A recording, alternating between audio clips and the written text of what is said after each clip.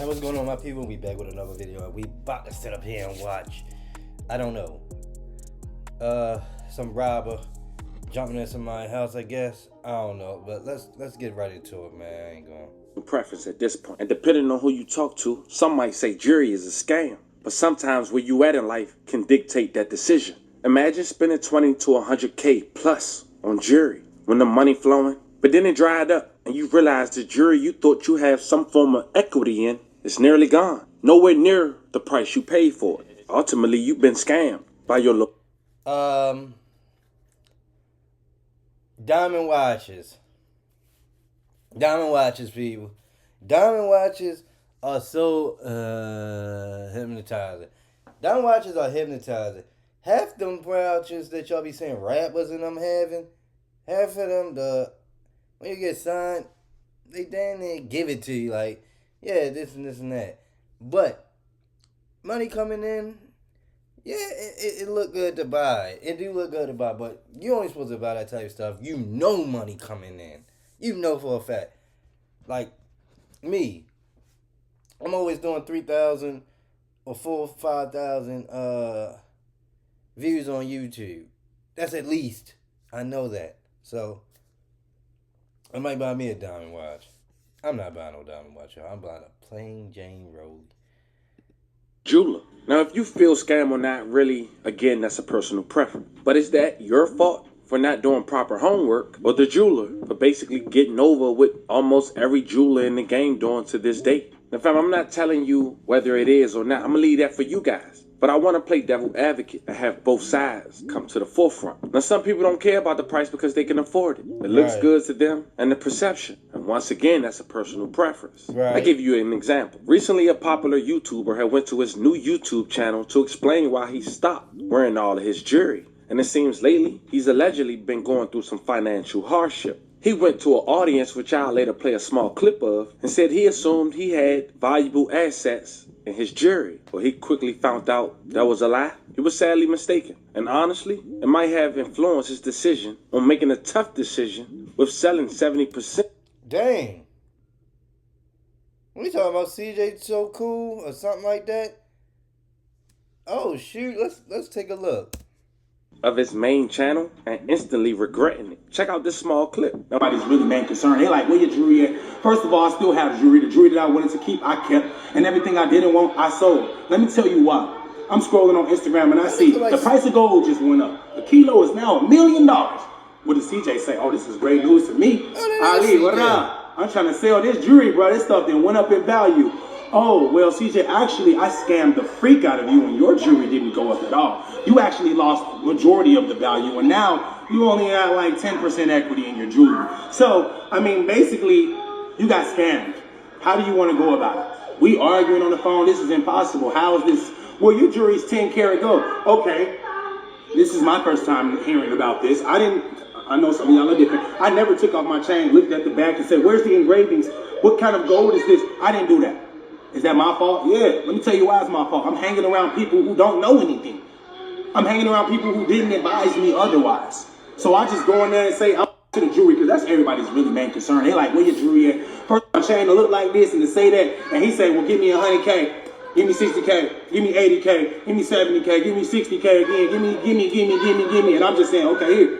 And now you're presenting to me the most cheapest jewelry possible that look good because it's shining though, with some lab-grown diamonds. Bro, this is earth. I ain't hearing that. That jewelry did not make me. I made that jewelry. So, long story short, the jewelry that I had wasn't worth anything. More specifically, I paid $100,000 for a chain, right? He said it was worth 7K. How would you feel? Would you want to wear that? Would you? You probably would, but not me. I'm not walking around with this in my head saying, it looks good, it costs a lot, but it ain't worth anything. That's why every time an older person would come up to me and say, is it real? I would get offended because they understand jewelry and they like, well, if that's 24 karat, you rocking millions right now. And that's crazy. And them knowing that and me not knowing that made me look like the fool that I was. So, fam, the real reason we here today and why I just said all that is because today I come to you talking about the second known jeweler in the last couple of years in Michigan to be gunned down in a gruesome fashion. Dang. And with both situations, the men was gunned down with their wife in the same area. Ooh. One in the house and one in the vehicle. But this time it happened in the... Look at them jewelers' houses. Good God, boy. They getting a grip. Probably got a couple of those, boy. Man, when I get my Rolex, man, I'm going to Rolex.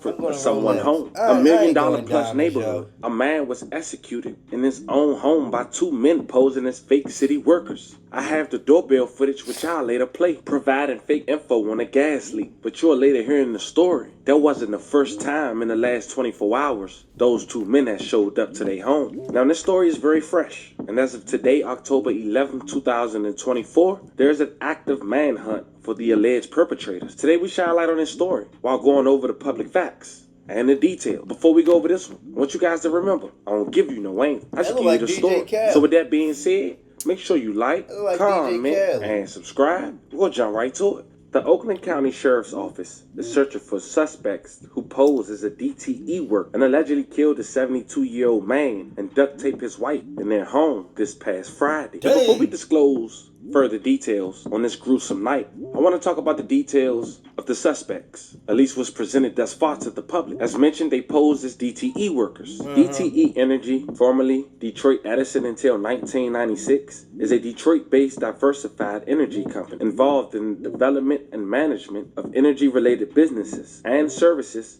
in the United States and Canada. Its operating units include an electric utility serving 2.2 million customers and a natural gas utility serving 1.3 million customers in Michigan. But allegedly, DTE don't service that neighborhood. Consumer Energy does, which is an investor-owned utility that provides natural gas and electric to 6.7 million Michigans, 10 million residents. It serves customers in all 68 of the states. The company was founded in 1886 and is currently headquartered in Jackson, Michigan. So knowing that fact alone will tell you that was red flag number one. Now the owner of this house where this incident took place was a man who's known to the urban community in Michigan, 72 years old, Hassan Murray, alongside his wife, who we won't name. But this was a successful man who was a father and grandfather and made a successful living out of being a jeweler. Hassan Murray also owned a jewelry business, Gold and Glitter Jewelry, in Wayne County, which might have made him a target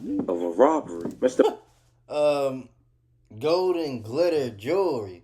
Is this where CJ got his stuff from?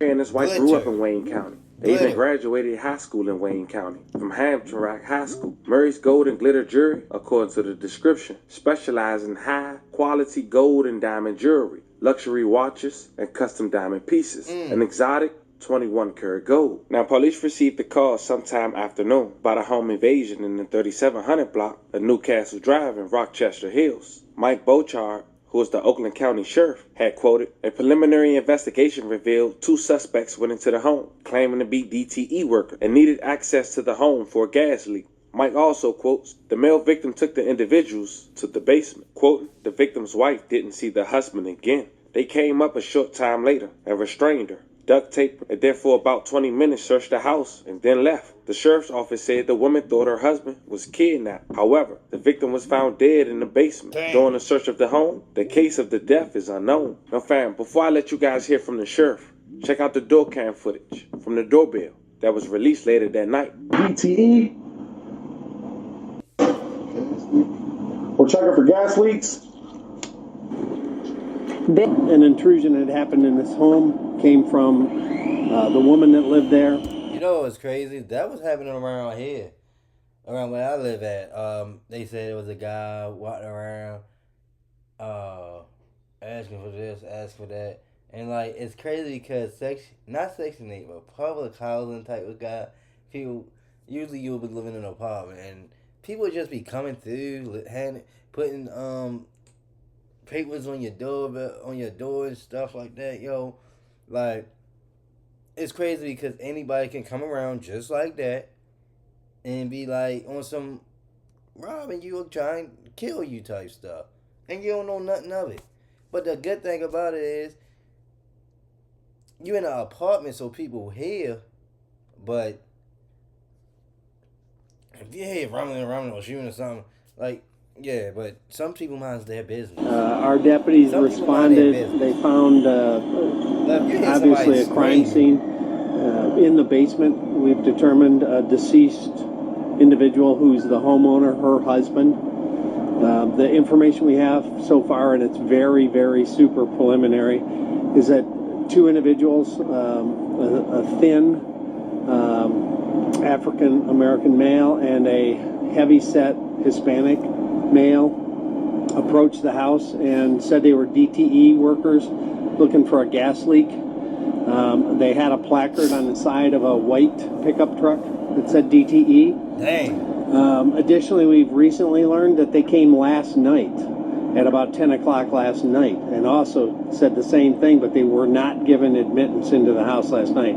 They came back this morning with the same thing, said there's a gas leak. They were allowed in the house. The husband went to the basement with them where the gas comes into the house, and the wife never saw him again, never saw him come up. So she was upstairs, they came up. Again, all early information, apparently duct taped her, and then searched the house for about 20 minutes, and then they left. He was found, again, deceased in the basement. We're not sure exactly the cause, quite frankly, because there was so much blood. We're not sure whether it was any kind of gunshot or blunt force trauma or what caused his injuries at this point. And you said that they came into, did they take anything? We don't know that. The only two people that were home, one's deceased and the other's at the hospital, obviously traumatized. He apparently owns a business in Wayne County. That's a link that we're looking into as well. So you want to know, it's early, but what they were after. Right. What's in the home. Right, exactly. So lots of times when people are small business owners, they become a target for assets or cash that sometimes they may bring home. We've seen that in some of the high-end burglaries. So that's a possibility that we're looking into as well. The DTE truck been found, or are they still in it and they drove Has that not off? been found. So can you describe it for us? All we have, and we're trying to access area cameras. If anybody's had any footage or any video that happens to live in this neighborhood, we'd love to have it, see it, share it. It was allegedly a white DTE placard on the side, could have been magnetic, a white pickup truck. They're out there. We don't know if they're armed. We don't know if the gentleman was shot. Yeah, we don't armed with what, but very dangerous, obviously, given that they've done what they did here today. Safe missing? Were they after a safe? We don't know any of that. She They is keep at the hospital. asking stupid questions. The man don't know what he took. The man don't know. Man, I'm moving. He took her obviously right to the hospital, so that's kind of a work in progress and to fully process the scene.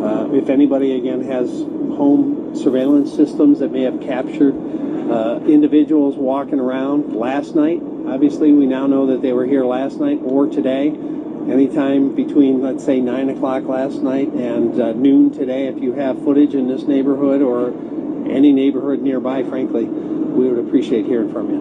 What's the scene like on the inside of the house? Is it ransacked? I didn't go in yet because they were getting a search warrant, and now, before our DNA and other folks go in, so I haven't seen the house. I do know, as I said, that they were searching the house for at least 20 minutes once they came back upstairs and restrained her, duct taped her. Where did they duct tape her? Upstairs. Upstairs. On the And main he's in floor. the basement. And he was in the Did basement. they take? Describe for a minute. They come in, sleep, and then what did they? Alright, They were allowed in. He went with them downstairs to check if and where the gas leak may be, the alleged gas leak, and then she didn't see him again. it was just a fake gas leak, my people. Fake gas leak. And don't nobody really know what's going on. That's pretty much all he can say. He really can't say nothing else. When I was a street officer. Fam, we want to say once again, rest in peace to the victim and love and condolences to his family. As of now, we really don't know the true motive. Alright, we don't know the true motive to it, so But that's a beautiful house. I can tell him that. And his wife is up. Is up. Now she's a widow. And now she's sitting on money. I'm pretty sure she's leaving. Probably sell that beautiful house. Dang, that house look good, boy. But yeah, man. I know people living here. What the heck? I love going to go see big houses like this, y'all. I be just wondering, like, what are you doing to afford this big, beautiful house?